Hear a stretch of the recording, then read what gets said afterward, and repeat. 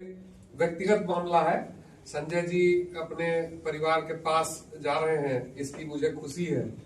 लेकिन उसी नाते जैसे मैंने कहा कि मुझे दुख है कि मैं अपने हाथ को काट के जो है वो पटना को मजबूत हाथ दे रहा हूं, तो मैंने यहाँ पर व्यक्तिगत चीज को आगे रखा है। ये अब जो भी कहिए, स्नेह कहिए या जो भी कहिए, लेकिन इनका एक कहिए कि किस्मत में भी लिखा था। हमने पिछले कुछ दिनों पहले ऐसी संभावनाओं की चर्चा की थी, तो उस समय ये नहीं हो पाया। लेकिन संजोग से पटना में जो इनपुट इंचार्ज थे उन्होंने इस्तीफा दिया और आलोक सर ने कहा कि नहीं ठीक है, तुम संजय को यहाँ पर दे सकते हो क्या। तो हमने एक क्षण भी देरी नहीं लगाई और कहा कि नहीं ठीक है सर, वो अपने घर के पास चले जाएंगे। तो अच्छा है, इन्होंने लंबे समय तक 14 वर्ष तक जो है वो यहाँ पर जागरण में जिस भाव से सेवा की है, तो वो आगे भी उसी निष्ठा और पूरी लगन के साथ पटना में अपना योगदान देंगे, इसका मुझे पूरा भरोसा है।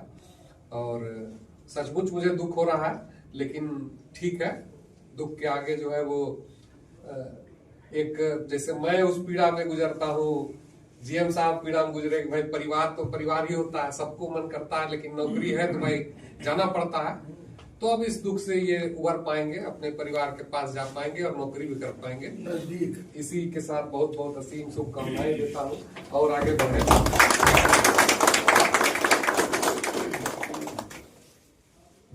जी जी साहब, मैं यहाँ से जा रहा था तो संजय जी के आगमन की बांसुरी बज रही थी, लेकिन मेरे चले जाने के बाद ये आ पाए और मैं भी आ गया 1 साल बाद, और एक लंबा साथ रहा।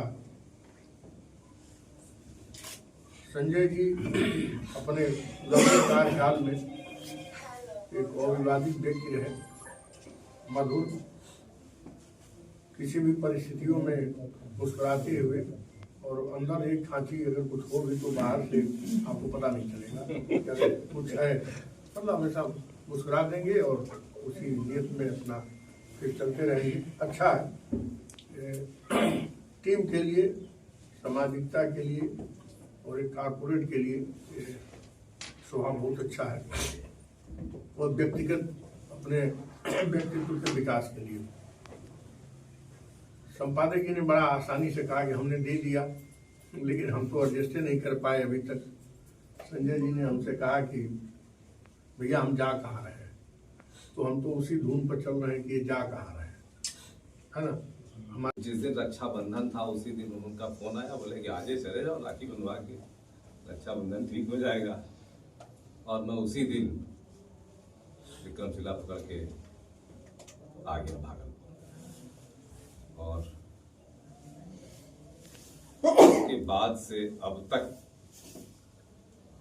का सफर जो मेरा रहा, बिल्कुल मेरा मैंने ये इसको स्वर्णिम काल मैं इसको मानता हूँ।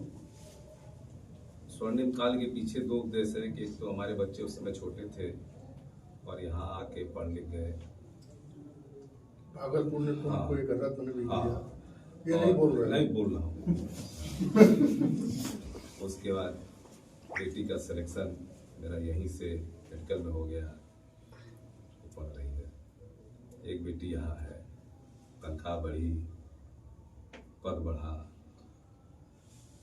और आप सभी का सहयोग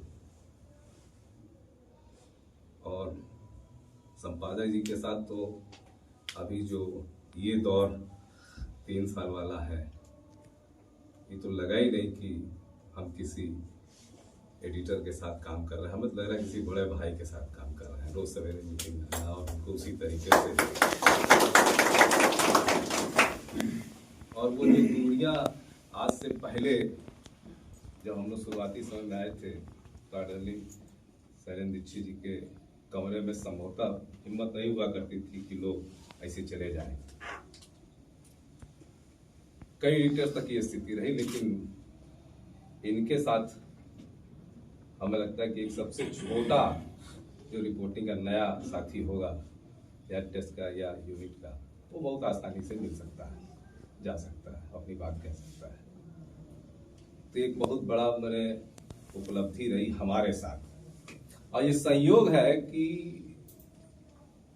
सब कुछ देखिए, एक ये संयोग है कि मेरे पदोन्नति भी इन्हीं के हाथ से हुई, स्थानांतरण भी अब इन्हीं के हाथ से हो रहा है। नहीं ना कह देते तो होता क्या, सवाल ही नहीं उठता, नहीं होता, फिर मैं रह जाता है। लेकिन सब कुछ होते हुए भी और हमारी रिपोर्टिंग टीम, सारे साथी, सभी ने मुझे व्यक्तिगत रूप से बड़ा सहयोग किया, हमेशा साथ खड़े रहे।